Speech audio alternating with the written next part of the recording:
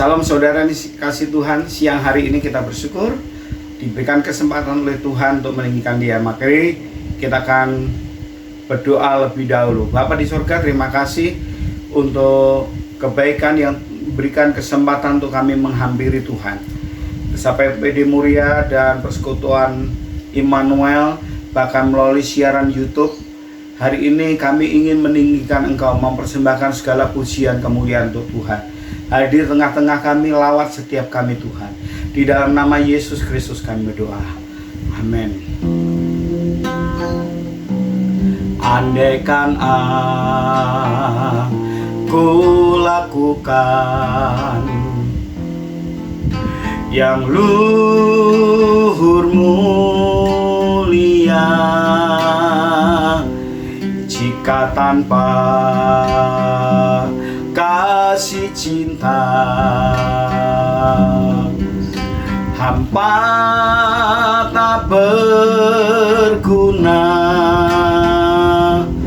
Ajarilah kami bahasa kasih-Mu, agar kami dekat padamu ya Tuhanku. Ajarilah kami bahasa kasih-Mu, agar kami dekat padamu. Andaikan aku dermakan segala milikku, jika tanpa kasih cinta hampa tak berguna. Ajarilah kami bahasa kasih-Mu, agar kami dekat padamu ya Tuhanku.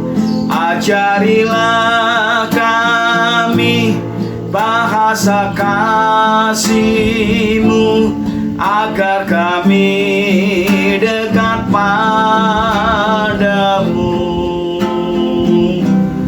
Kasih itu murah hati, sabar sederhana.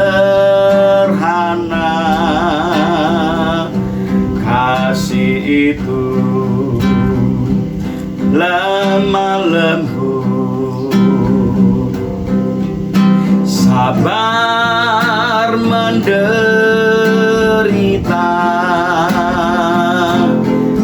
Ajarilah kami bahasa kasih-Mu, agar kami dekat padamu ya Tuhanku.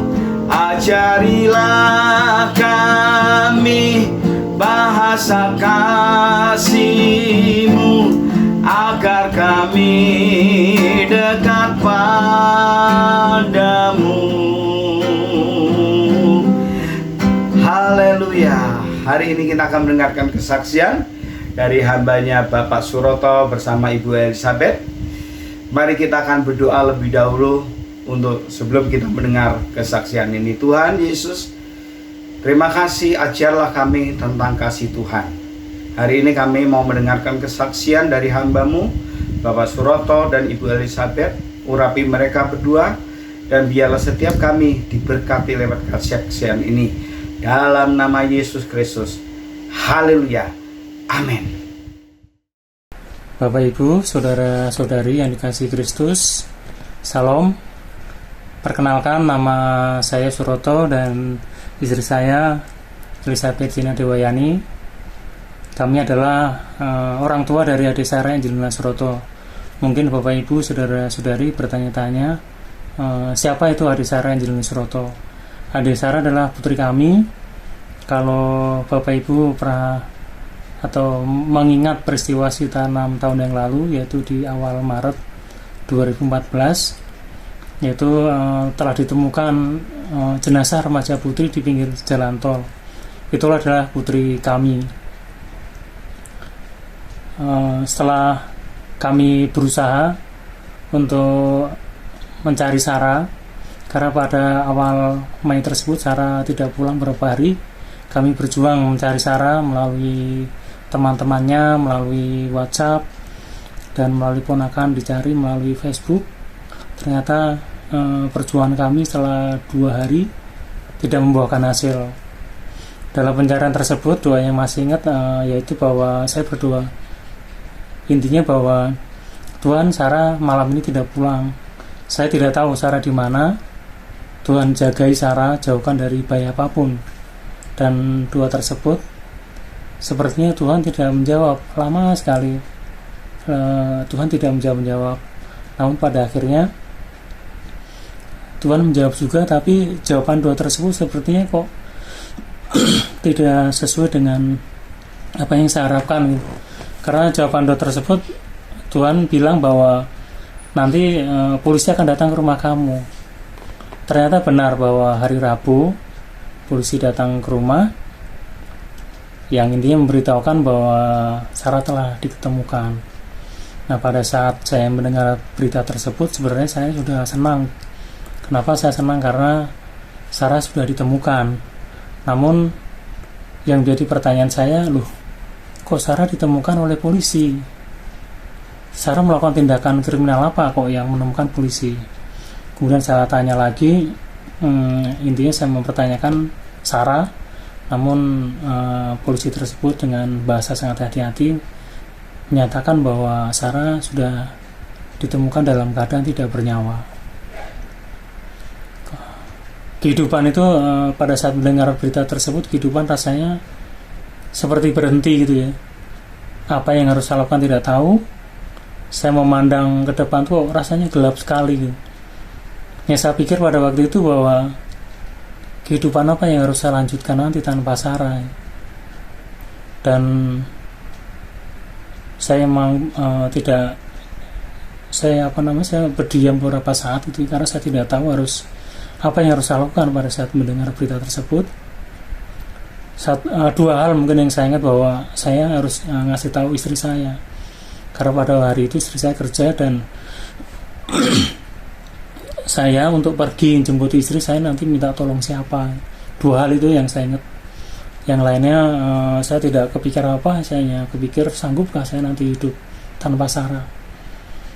Kemudian saya memberitahu istri dan saya juga ngasih tahunya sudah tidak pakai bahasa yang diperhalus, saya hanya bilang, Sarah sudah meninggal.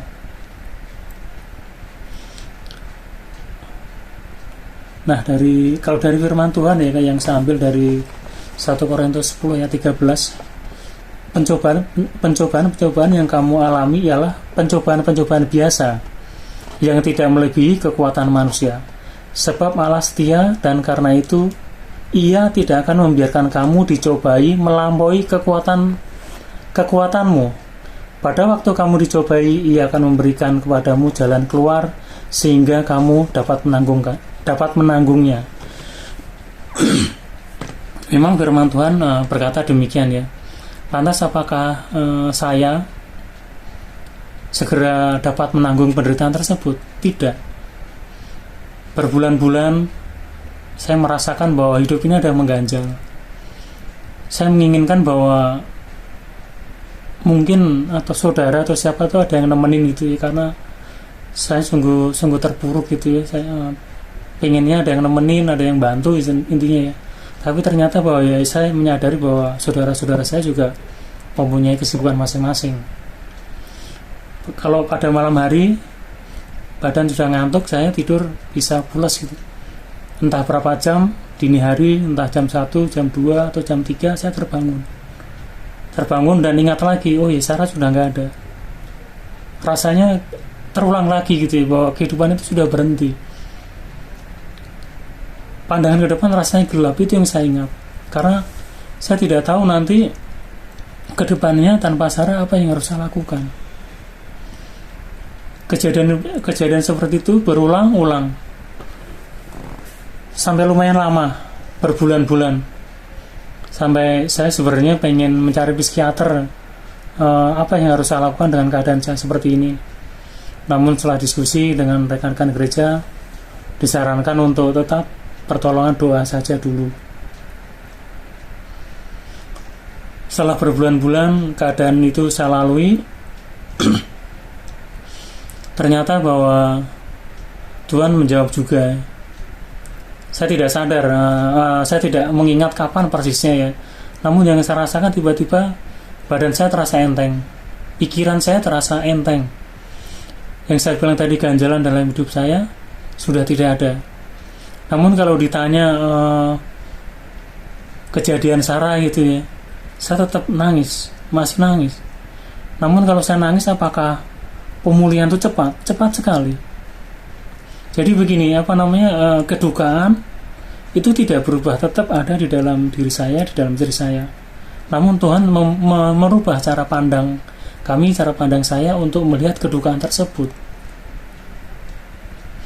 Jadi seringkali begini Bapak Ibu, kalau kehidupan kita semua gitu ya, seringkali kita menginginkan sebuah hasil yang instan gitu ya.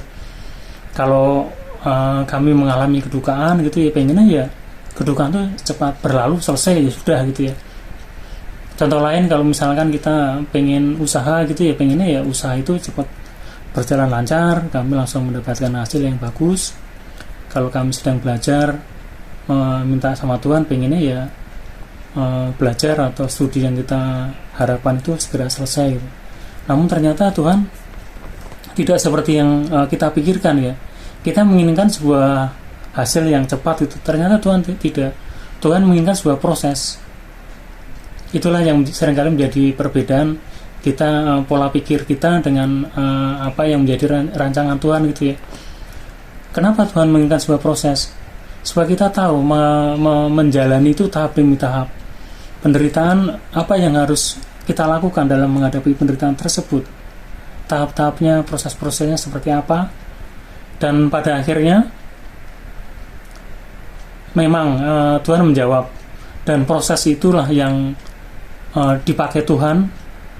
Kenapa Tuhan memakai proses tersebut? Supaya kita bisa menceritakan kepada orang lain apa yang harus kita lakukan, apa yang tahap-tahap apa yang harus kita lakukan, dan apa yang harus kita hadapi, dan bagaimana kita berserah penuh kepada Tuhan dalam proses-proses tersebut. Karena kalau dalam menghadapi suatu ujian hidup seperti kami gitu ya, kalau mengandalkan diri saya, Suroto, atau istri saya mengandalkan diri kita masing-masing gitu ya, yang ada bukan proses kehidupan yang Tuhan inginkan. Yang ada saya meyakini bahwa proses balas dendam. Karena pada waktu rekonstruksi ada bapak-bapak yang datang ke saya, intinya bahwa beliau pengen menghabisi mereka. Tapi kami bersyukur, bukan dalam arti Sarah tidak ada, tapi bersyukur bahwa saya diizinkan untuk melalui proses-proses tersebut. Tanpa proses tersebut, saya meyakini bahwa pada malam hari ini kami tidak bisa sharing ke Bapak Ibu. Mari Bapak Ibu, apapun itu ujian hidup kami, ringan, berat, istilahnya mungkin penderitaan, ujian hidup, kita serahkan kepada Tuhan.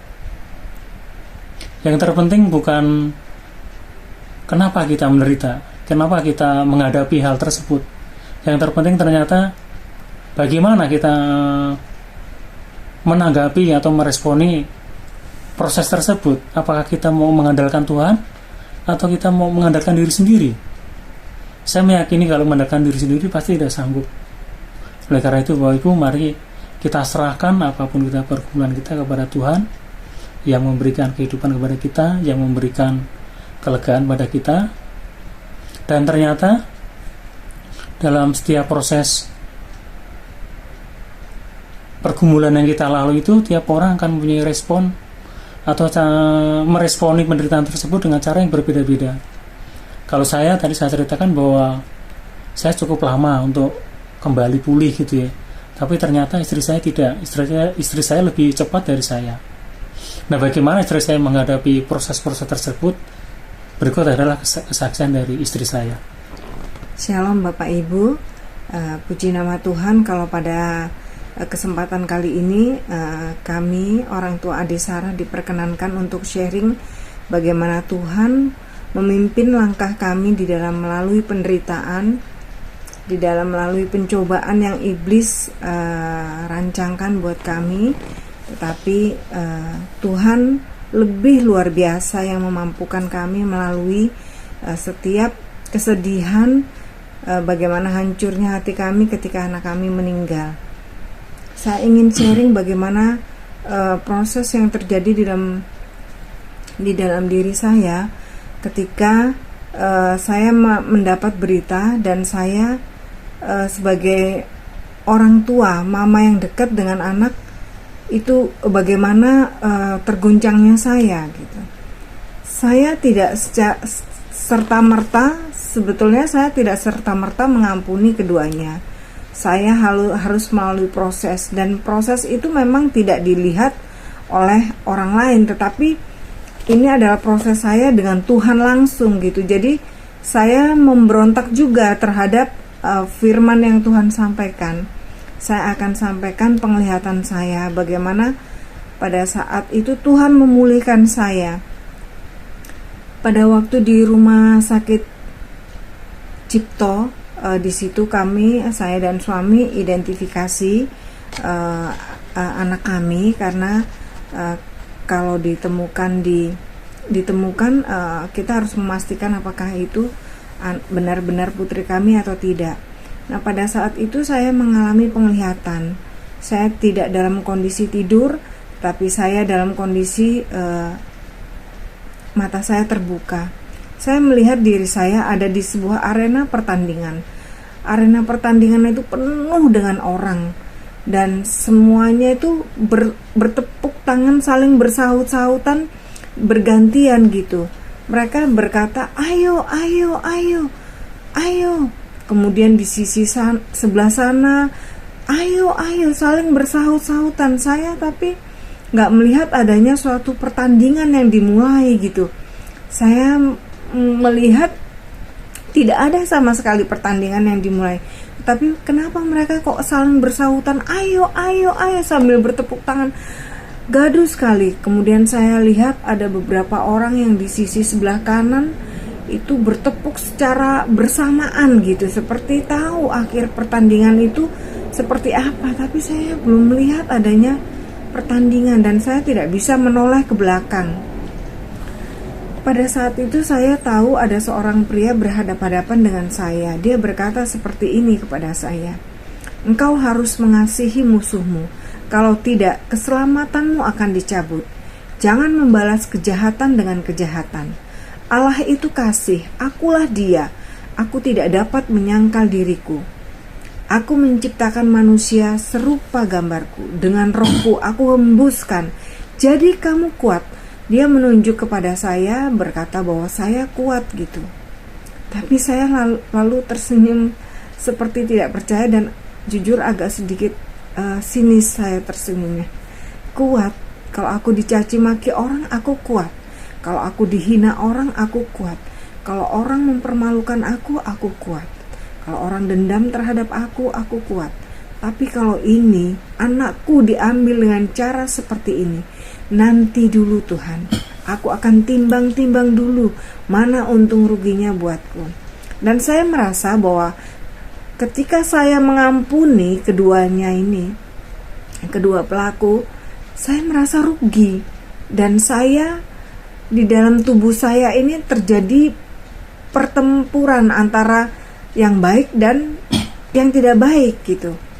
Jadi saya ingin bermain-main sedikit dengan kemarahan saya. Saya akan pukul-pukul keduanya. Itu yang ada di dalam pikiran dan rencana saya. Tetapi kemudian saya menyadari bahwa saya hidup sudah sekian lama di bumi ini dengan begitu banyak penderitaan, dan saya tidak mau berakhir dalam api yang kekal, karena pria tersebut benar-benar mengatakan bahwa keselamatan saya akan dicabut. Bapak Ibu, ada roh pengertian yang turun untuk mengartikan apa yang disampaikan pria itu terhadap saya. Keselamatan saya itu maksudnya hidup kekal saya. Kok saya tidak mengampuni keduanya, itu maka akan terlepas. Bapak Ibu boleh percaya, boleh tidak, tetapi itu yang saya alami. Itu yang saya tahu benar bahwa apa yang disampaikan dan artinya itu memang seperti itu. Lalu saya memiliki keraguan untuk melakukan pembalasan, tetapi saya merasa bahwa nggak apa-apa, aku tahu Allahku itu baik dan Ia pasti mengerti aku dan Ia pasti memaafkan aku. Ia akan tetap mengasihi aku karena aku tahu Dia adalah Bapa yang baik. Saya tetap berencana bahwa saya akan membalas, saya akan pukul-pukul sedikit, saya akan lampiaskan marah saya kepada kedua pelaku. Tetapi kemudian saya mendengar suatu suara yang berkata di telinga kanan saya, pembalasan adalah hakku, pembalasan adalah hakku. Lalu suara itu berkata kepada saya untuk mengikuti seseorang yang curhat, yang sering curhat sama Tuhan. Tapi saya nggak mau, karena saya nggak mau didikte gitu ya. Saya merasa saya nggak mau seperti orang tersebut. Saya punya keinginan sendiri. Tapi suara tersebut berkata, sekarang mulailah. Lalu ada suatu dorongan yang membuat saya menangis, menyatakan kesedihan saya kepada Tuhan. Tuhan, kenapa Engkau biarkan ini terjadi? Engkau tahu Sarah anakku satu-satunya. Seharusnya Engkau bisa menjaga. Kau tahu Tuhan, artinya Sarah bagiku, dia sahabatku, dia teman baikku, tempat aku berbincang-bincang. Kenapa Engkau biarkan hal ini terjadi? Engkau gak sayang aku Tuhan. Saya merasa bahwa saya sudah aktif dalam pelayanan, tapi kok Tuhan membiarkan hal ini terjadi. Lalu saya mendengar Tuhan berkata, percaya saja, aku tahu yang terbaik buatmu. Lalu saya jawab, baik apanya Tuhan? Dari sisi manapun ini gak baik. Ini menyakitkan buat saya, ini memilukan, menyakitkan. Ini adalah hancurnya hati saya, berkeping-keping, dan semangat hidup saya, jujur Bapak Ibu, itu hilang. Sepertinya gak ada gitu. Saya juga bukan saya melupakan Tuhan, tetapi buat kita orang tua itu, anak itu penyemangat hidup gitu. Tetapi Tuhan, saya tetap menyalahkan Tuhan karena Tuhan kok nggak melihat saya yang sudah aktif pelayanan, kok nggak menjaga. Saya merasa Tuhan nggak sayang sama saya. Lalu saya dengar Tuhan berkata, demikianlah jauhnya jalanku dari jalanmu. Tuhan katakan itu. Lalu saya menangis. Seharusnya Engkau kasih tahu aku Tuhan. Seharusnya Engkau tanya aku, apakah aku bersedia. Kau pasti tahu jawabannya. Lalu saya tetap menangis. Dan Tuhan selalu berkata, percaya saja, aku tahu yang terbaik buatmu. Saya tetap berbantah-bantahan dengan Tuhan, karena saya tidak setuju dengan apa yang terjadi dalam hidup saya. Saya merasa Tuhan membiarkan itu semua. Saya merasa Tuhan gak sayang sama saya, sama Sarah, sama suami saya. Lalu saya teringat tentang cerita Ayub. Bagaimana saat itu saya marah kepada Tuhan. Saya menatap Tuhan dan saya berkata, ini rencanamu. Saya bilang, kematian Sarah itu adalah rencana Tuhan. Tetapi Tuhan berkata, tidak, ini bukan rencanaku. Suara Tuhan sangat Bapak Ibu, sangat berwibawa, sangat dalam, sangat mengasihi gitu. Kalau saya ingat itu sungguh luar biasa kasih Tuhan itu. Ada kebijaksanaan yang keluar juga dari intonasi suara Tuhan. Lalu saya teringat dengan cerita Ayub, bagaimana iblis meminta izin kepada Tuhan untuk mencobai Ayub.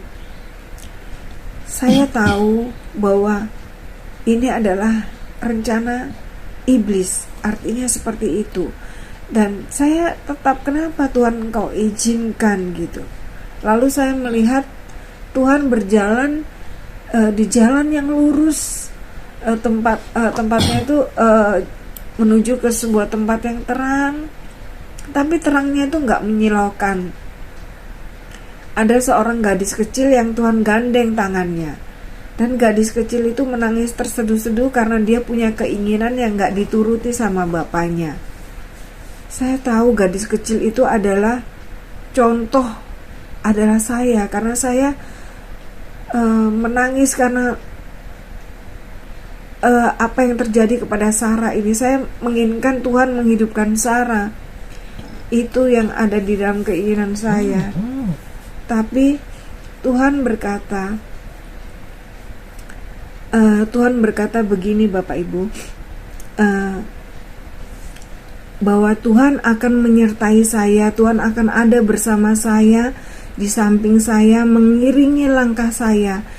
Di dalam kesedihan saya, Tuhan akan tetap memegang tangan saya. Itu yang Tuhan katakan. Dan itulah yang membuat hati saya ya menangis, ya terharu. Tetapi masih juga saya menolak apa yang terjadi dalam hidup kami sebagai orang tua. Lalu saat itu saya tetap berbantah-bantah dengan Tuhan. Sampai akhirnya saya tahu bahwa saya kalah. Lalu pada saat itu saya mengangkat tubuh anak saya. Saya juga gak tahu kenapa saya kuat, tapi saya melihat saya mengangkat tubuh anak saya dan saya berkata, jadilah kehendak-Mu. Dan di situ penglihatan itu untuk yang terjadi di rumah sakit Cipto Mangunkusumo selesai gitu. Kemudian itu terjadi di hari Rabu. Hari Kamis juga ada penglihatan, tetapi yang paling menonjol adalah yang terjadi di hari Jumat ketika kami menaburkan bunga. Saat itu saya berdoa kepada Tuhan. Saya berdoa, Tuhan kuatkan aku, Tuhan kuatkan aku. Ini terakhir kalinya aku lihat Sarah akan dikubur, saya bilang seperti itu. Lalu saya melihat ada sebuah tulisan berjalan di depan mata saya. Saya tidak mengenal tulisan itu dari artinya apa, dari mana, tulisan dari negara mana, saya nggak tahu.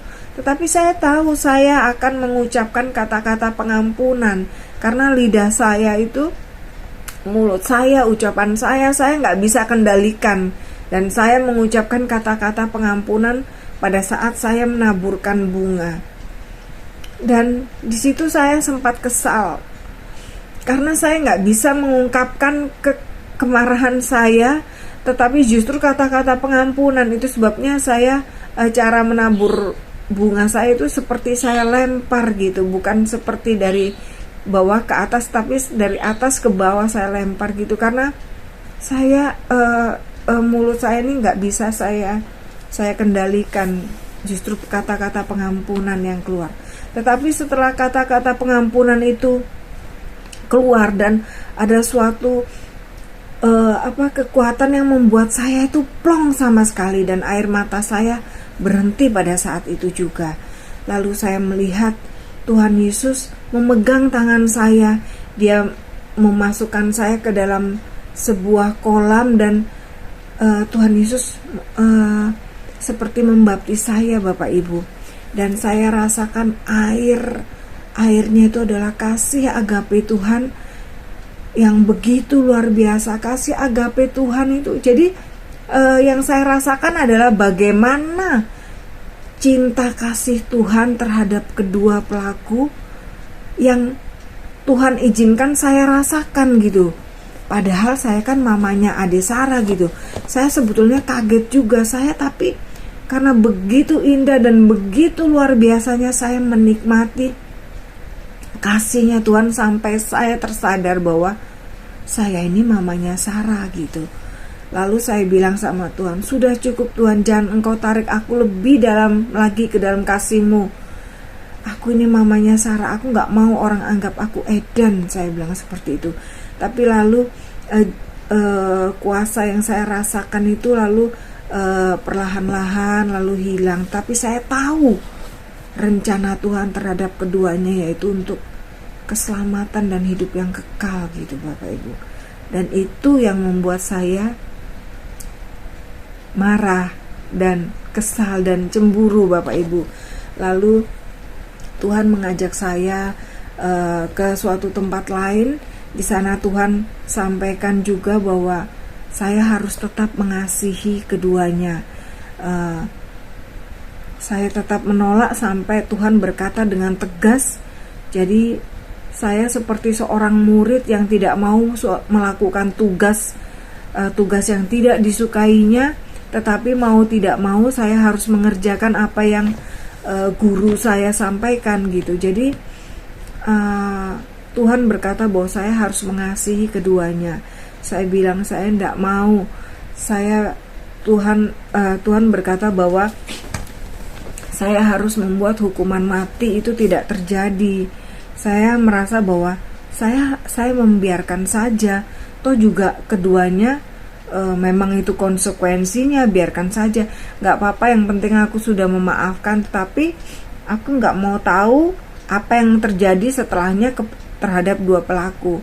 Nah, Tuhan gak pengen seperti itu. Ketika kita memaafkan, maka kita harus membuat hal-hal yang buruk itu tidak terjadi kepada orang tersebut. Itu yang maunya Tuhan gitu.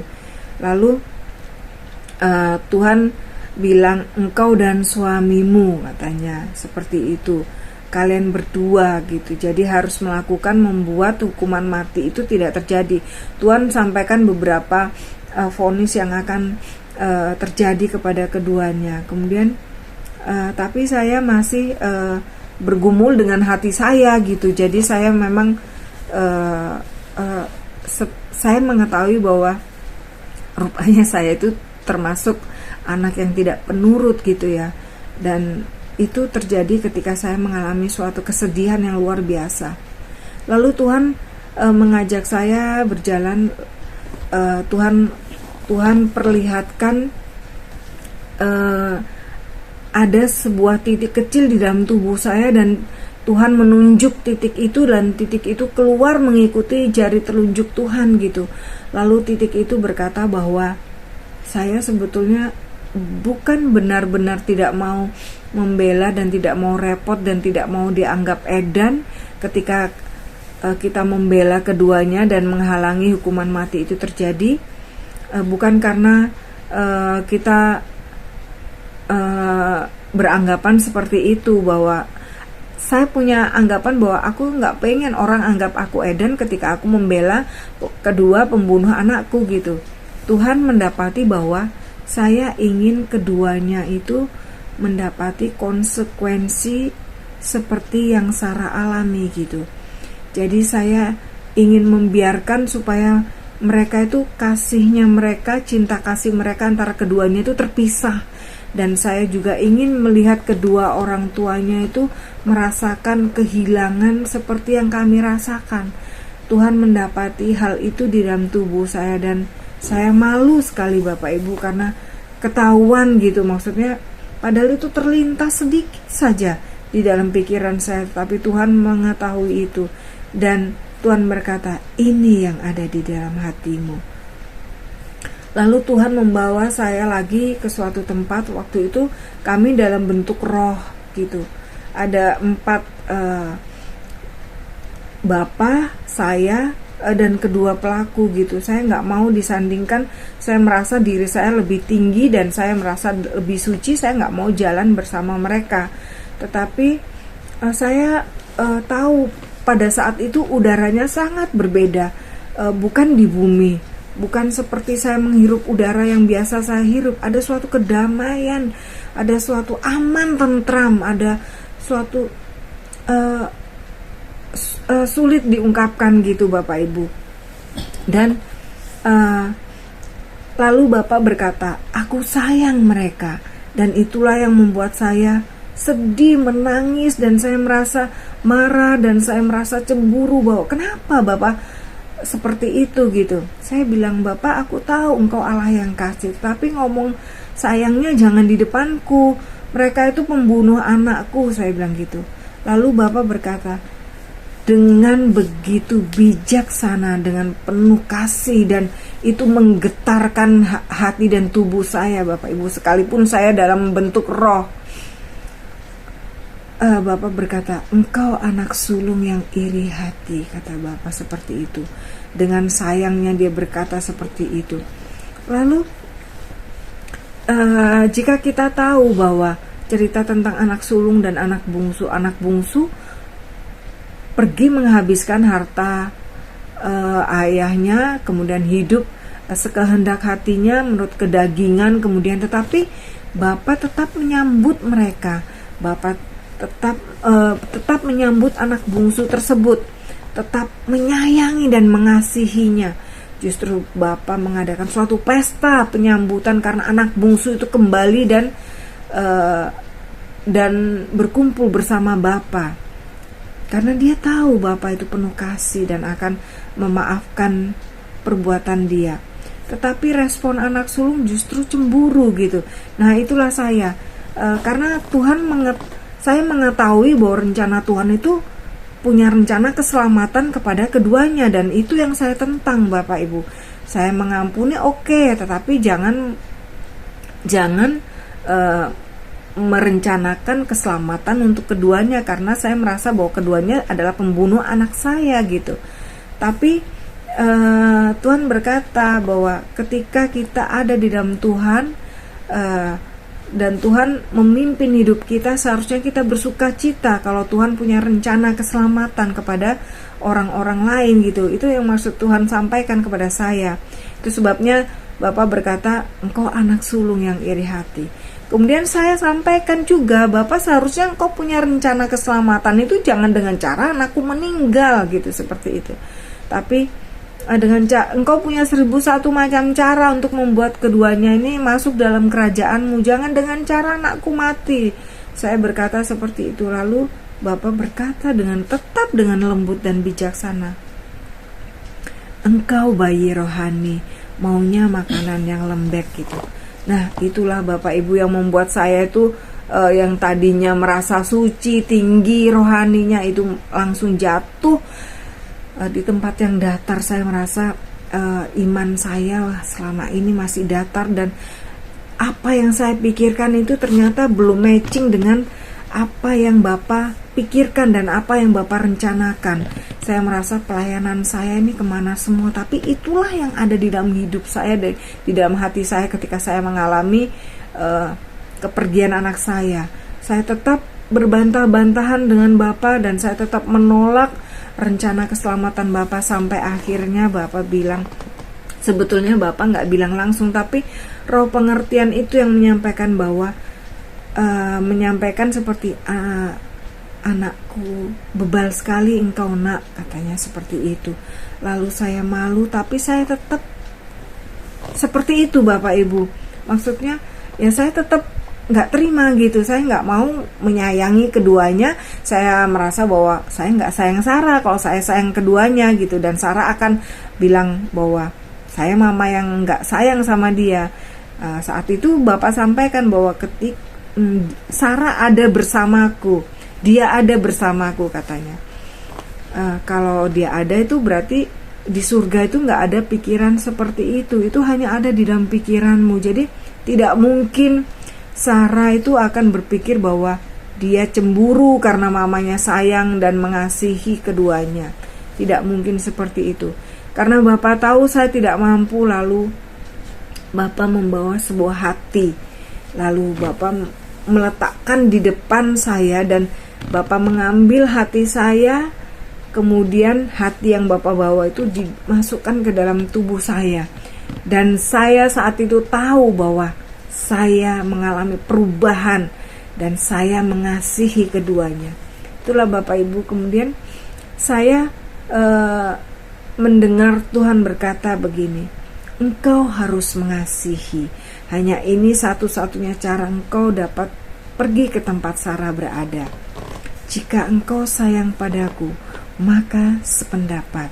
Nah, Bapak berkata seperti itu maksudnya, jika aku berkata bahwa Tuhan, aku mengasihi engkau dengan segenap hatiku, dengan segenap jiwaku, dan dengan segenap akal budiku, maka kita juga harus pendapat bahwa kita mengasihi sesama kita. Itu maksud perkataan Bapak. Jadi karena ada roh pengertian yang menerjemahkan apa yang Bapak sampaikan. Jadi saya seharusnya sependapat, kalau saya mengasihi Bapak, saya mengasihi musuh saya gitu. Itu yang Bapak maksud.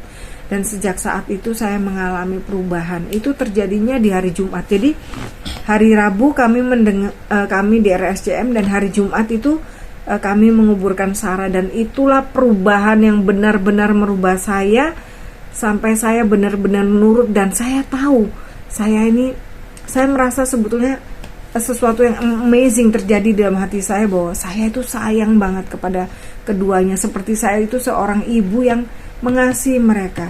Dan saya percaya ini bukan dari tubuh saya, tapi ini karena jamahan dari Tuhan.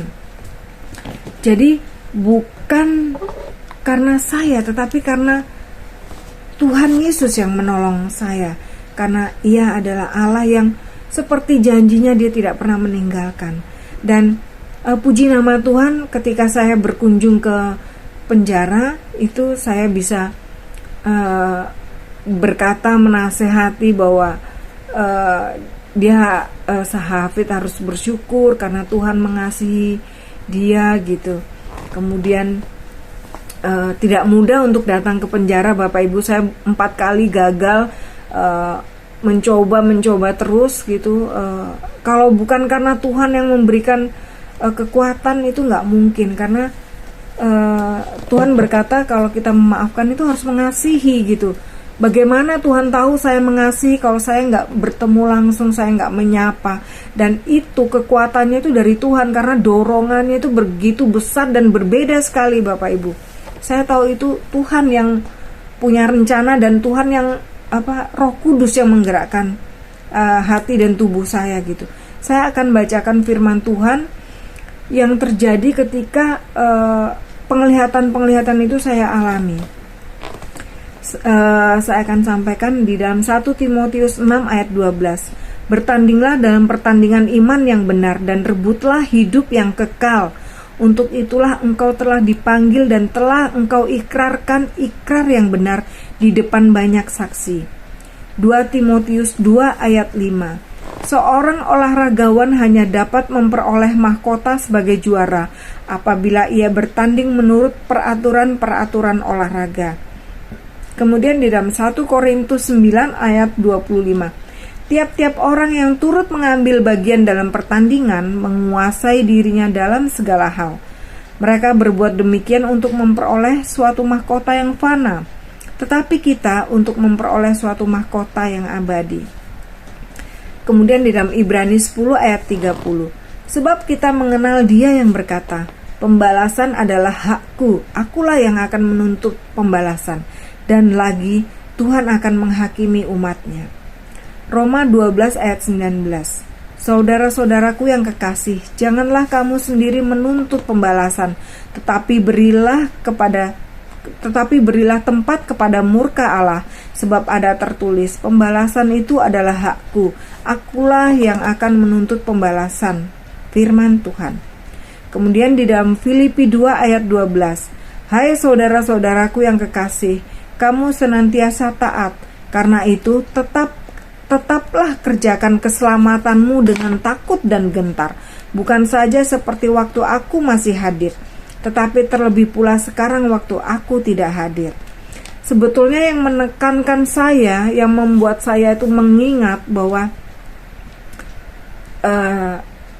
saya itu adalah orang yang dikasihi Tuhan, dan ketika saya dan juga diampuni dosanya oleh Tuhan, dan kalau saya tidak mengampuni keduanya, maka saya juga tidak akan diampuni dosanya. Dan saya tahu sekali dosa yang ditunjukkan kepada saya tahu.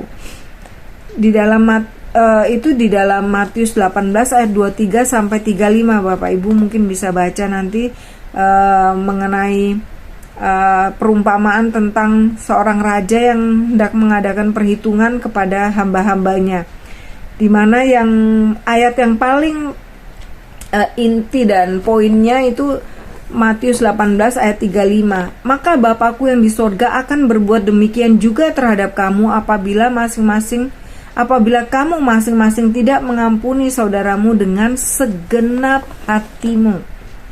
Ingat ya Bapak Ibu, mengampuni dengan segenap hatimu. Ya, itu yang menjadi standar kita anak-anak Tuhan. Kemudian di dalam Matius 6 ayat 14 sampai 15. Karena jikalau kamu mengampuni kesalahan orang, Bapamu yang di sorga akan mengampuni kamu juga. Tetapi jikalau kamu tidak mengampuni orang, Bapamu juga tidak akan mengampuni kesalahanmu.